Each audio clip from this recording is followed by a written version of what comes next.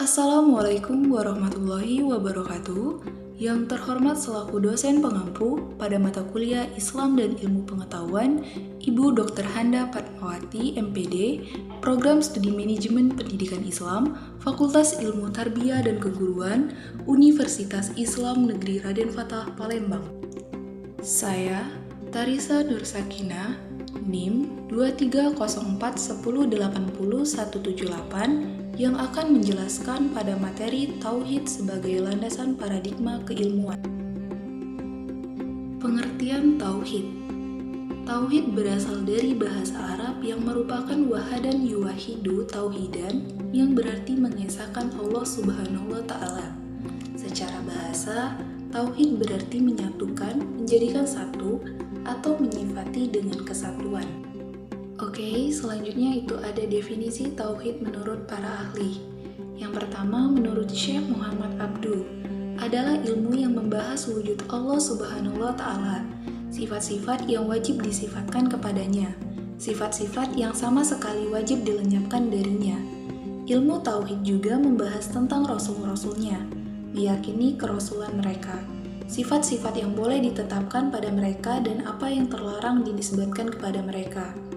Yang kedua, menurut Ibnu Khaldun, ilmu Tauhid adalah berisi alasan-alasan dari akidah keimanan dengan dalil-dalil aqliyah dan alasan-alasan yang merupakan penolakan terhadap golongan bid'ah yang dalam bidang akidah telah menyimpang dari mazhab salaf dan ahlul sunnah. Selanjutnya itu ada definisi Tauhid menurut pendapat saya.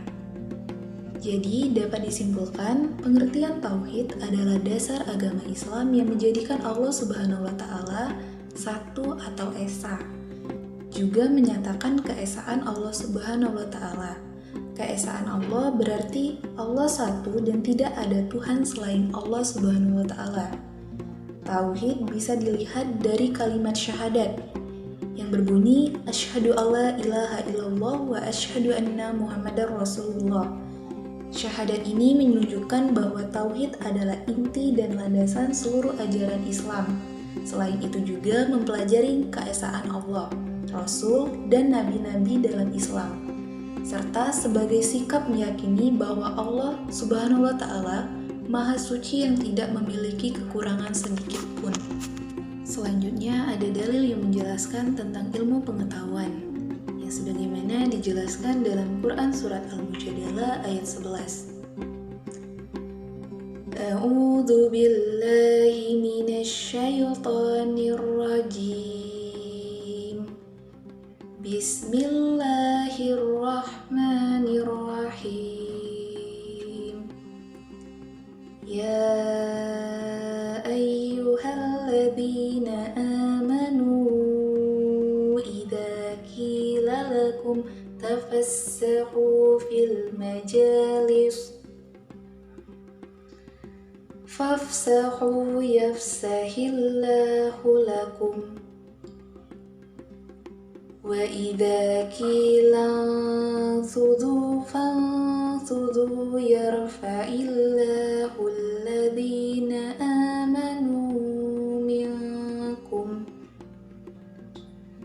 walladzina utu ilma darajat wallahu bima ta'maluna khabir.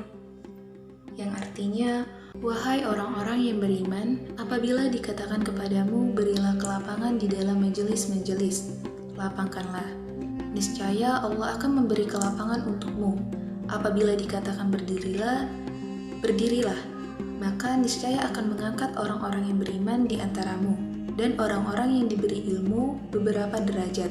Allah Maha teliti terhadap apa yang kamu kerjakan. Selanjutnya ada dalil yang kedua yang menjelaskan tentang ilmu pengetahuan, yang sebagaimana dijelaskan dalam Quran Surat Al-Ankabut ayat 43. A'udzu billahi minasyaitonir rajim. Bismillahirrahmanirrahim. Wa tilka amthaluna nadribuha linnas wa ma يَعْقِلُهَا إِلَّا الْعَالِمُونَ, yang artinya, dan perumpamaan-perumpamaan ini kami buat untuk manusia dan tiada yang memahaminya kecuali orang-orang yang berilmu.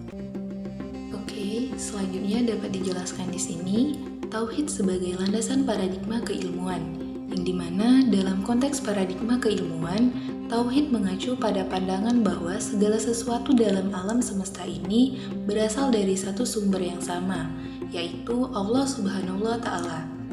Paradigma tauhid dalam keilmuan menekankan bahwa pengetahuan dan pemahaman manusia harus didasarkan pada pemahaman akan keesaan Allah dan hubungan manusia dengannya. Pengetahuan dan pemahaman manusia tentang alam semesta dan fenomena-fenomena di dalamnya haruslah sejalan dengan ajaran agama dan keyakinan akan keesaan Allah Subhanahu wa Ta'ala. Paradigma tauhid juga mengajarkan bahwa ilmu pengetahuan dan agama dapat berjalan beriringan dan saling memperkuat, tidak bertentangan, tetapi saling melengkapi. Paradigma ini juga menekankan pentingnya mempelajari alam semesta dan fenomena-fenomena di dalamnya sebagai cara untuk memahami kebesaran dan kekuasaan Allah Subhanahu wa Ta'ala.